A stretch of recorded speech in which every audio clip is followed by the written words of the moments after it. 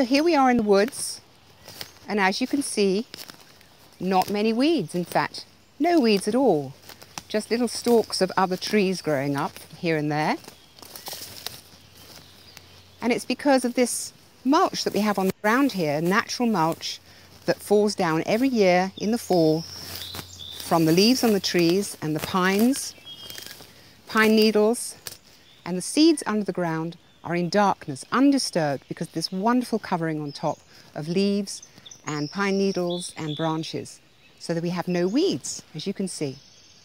Everything I learned about weedless gardening, I learned from this wonderful book called Weedless Gardening, and it's by a man called Lee Reich. And he's really saved my hands from carpal tunnel syndrome for the past 10 years.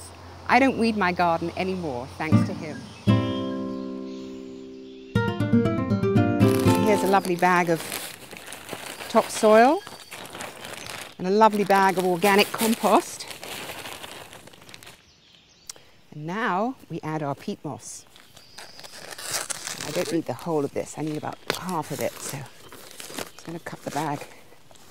This is very crumbly stuff. Beautiful though. And what peat moss does is keep the moisture in the ground for your plants. And I live on a hill, so a lot of my soil gets depleted of moisture. This actually keeps it in there. So now it's like making a cake. I'm going to have to mix it all up. And the reason I don't just put compost on the soil is it can actually be too strong and burn my plants. So this is kind of dilutes the compost somewhat, and yet you're still getting the nutrients from the compost. The idea behind this is that you are gardening from the top down, which means that you never ever till your soil. The moment you till your soil, you're going to bring all the seeds that are lying dormant in darkness under the soil up to the surface, and they're going to say, hey, we can grow now. We have light, we have rain, we have sunlight. And even though this looks like a lot of hard work, you'll be so thankful you did this later, because you won't have any weeds. Well, that's actually not quite true. You will have some weeds, because some weeds fly in from other places and land on your soil, of course. And then they can grow there. But you'll get probably 80% less, at least, doing this. If you really diligently do this twice a year, spring and summer, or spring and fall. Spring and summer's best though, because you don't really want to compost plants in the fall, because that's when they're beginning to go to sleep for the winter. I love doing this. I've loved playing with dirt ever since I was 6 years old. I used to go out in the garden and make mud pies with the earth in my father's garden. Sometimes in places he didn't want me to do that, of course. But it's just a wonderful feel. You just feel this beautiful, soft mixture. Okay, I think pretty much done. And you know when you're done, once you start getting an even colour and all that very, very black soil and compost has turned a paler brown. So it's rather like milk chocolate. That's what you want to look at. So if you find any lumps like this one, just give it a bit of a crush through with your hands, because you want a nice look to your garden. And if you have a lumpy mixture, it doesn't look so good. And also the nutrients are having a harder time getting into the soil. So there we are. So I'm going to use this later to put my knees on it, because I'm going to be squatting on the ground. But just to begin with, I'm just going to start shaking this on. I want about 1 or 2 inches.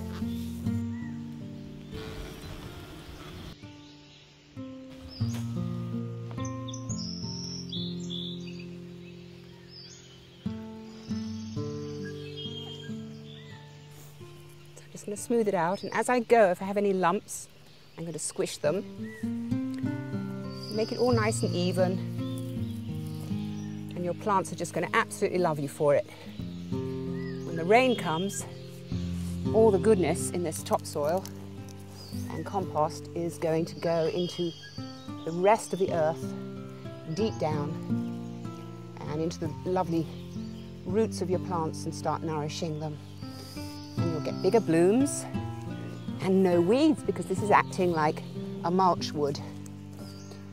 So make sure before you put this mixture on that there aren't any weeds on your ground underneath. If there are, you need to get rid of them, and if there are a lot, you will need to put newspaper down and wait for those weeds to die, and put them in the dark so that they die first before you put your compost and peat moss and topsoil mixture on. Okay, so this area I actually want to plant, and it's covered in weeds. And even though it's underneath this lovely red burning bush here, it still gets a lot of sun when the sun comes over in that direction, and it's all dappled, as you can see anyway. So that's enough light. So in order to kill these weeds, I actually have to stop it having any light coming on them at all, so that they can actually die. I'm going to spread my newspapers out on the weeds. And this really saves my hands. If I had to sit here and pluck out all the weeds that are here, first of all, it would take me a long time to clear it all out. So this is just a small patch just to show you how to do it. And then I'm going to put some stones down. And what the stones will do is keep my paper in place so nothing blows away. And when I come back in a week's time, all these weeds will be dead and I'll be able to grow new plants in their place. So this is my friend's garden, and when she moved in here recently, she found the garden like this. All the plants covered with weeds. The weeds have run amok. She's going to have to black plastic all of this and restart, basically. Such a shame. But I've introduced her to the book Weedless Gardening by Lee Reich, and I hope that really helps her. I'm going to show you how to plant a plant without disturbing your soil, which you might seem is impossible because you're going to have to dig. But I'll show you how to do that. First of all, I need some newspaper to put the soil onto that I'm going to be digging up. So there's my newspaper, and I'm going to make a hole, and I'm going to be very careful that I don't disturb the soil surrounding my hole. And you'll see that the soil that I'm digging out is of a lighter colour than the topsoil and peat moss and compost that I put down earlier. I'm taking that out very carefully and trying not to disturb the rest of the soil.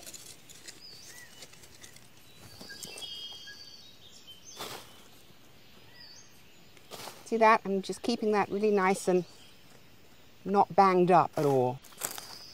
Okay, and here's my plant. It's actually mint, which will make actually a beautiful ground cover, as well as give me some lovely mint for mint tulips later on in the summer. I'm going to break this up. So this is made of coconut matting. I'm just going to pull the back out a bit so that the roots can go down into the soil, and pop it in there. And actually I've dug the hole a little bit too low, so I'm going to put a bit of soil back in there from my pile. There we go, like that. And then I'm going to push the rest of the soil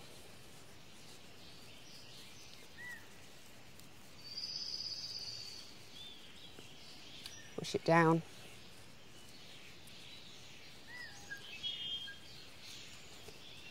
There. This soil in the newspaper here, I'm never ever going to put on my garden. I will throw it out because it's full of weeds, full of seeds. I'm going to water my little guy here.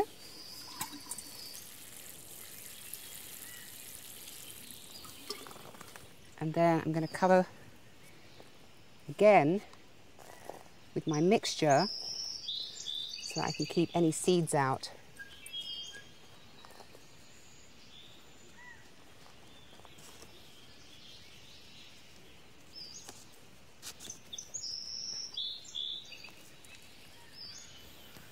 That's it. So here's my vast collection of weeding tools that I've collected over the years. And there's one that I use for picking up dandelions in my grass, in my lawn. but the rest I haven't used probably for about 10 years. So here they all are. So here's this one, it's a weeding rake. You can see how long the prongs are. That goes right down into the ground and drags the soil up to the surface. This one I actually do use occasionally because it's good to get dandelion heads out of my lawn, but I don't use it for weeding. Here's another weeder kind of thing where you can scrape the ground, and of course as you do that you're going to bring up the soil from underneath. Here's a very similar weeding tool, a bit shallower, a little bit better actually, but still it's going to get too much soil. This one you use a kind of cutting motion, and that's all very well, it looks very nice. You know, you can just cut under the soil and all your weeds come off the surface, but you've left the roots in to grow again. And the same with this one. Looks really great. You can get all the weeds up and then take them off the surface and it all looks gorgeous, but you've left the roots in your soil and they're all going to just start growing again. And I used to use all of these to get rid of weeds in my garden, and within a few days I had the weeds all coming back. Now there is something that you can sprinkle on your earth that actually kills the weeds around your plants, but I don't think that's a very good idea because it's poison and I want an organic garden. So I'm going to show you how to make some weed killer that's not going to hurt the environment, it's not going to hurt the soil, it's not going to pollute our rivers, because you're going to use it in a targeted way on your weeds. So you need a spray bottle.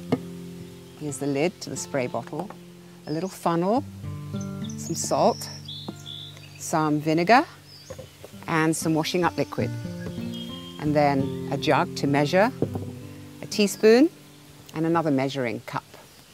Okay, so to begin with, we're going to pour in a pint of vinegar, and obviously if you want to make up a gallon, you'd have to multiply that by 8 to have a gallon. And then a quarter of a cup of salt. I've got a nice little measure here that tells me when I have a quarter of a cup, which is just about there. Pour that in, stir it around until it dissolves. It really needs to be dissolved well, otherwise it won't go through the sprayer top. So it will clog if it's not dissolved. Okay, so that's dissolved now. Took a little while, but you can see it's gone from being more opaque to being clearer. Then a teaspoon of joy. And what this does is allows your mixture to adhere to the weed's leaves. So your washing up liquid will help the mixture adhere to your weed's leaves.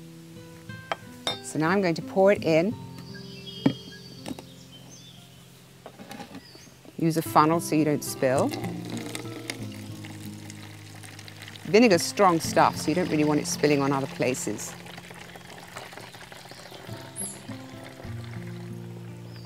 You also know if your salt has dissolved because there's nothing left in the bottom of your glass jar. And then here we go.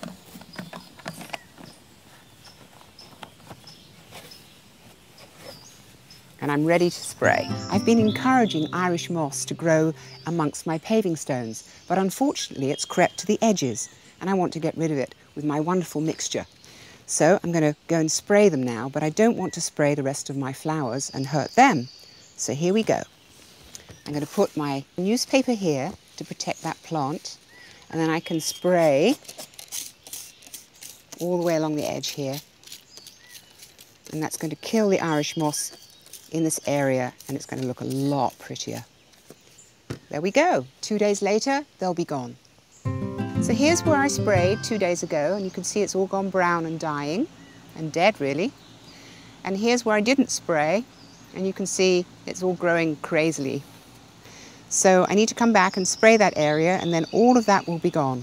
If you go to your local greenhouse, you'll see loads and loads of different ground covers, all different colours and shapes, and they make a very interesting look to your garden, and then you don't have to weed either.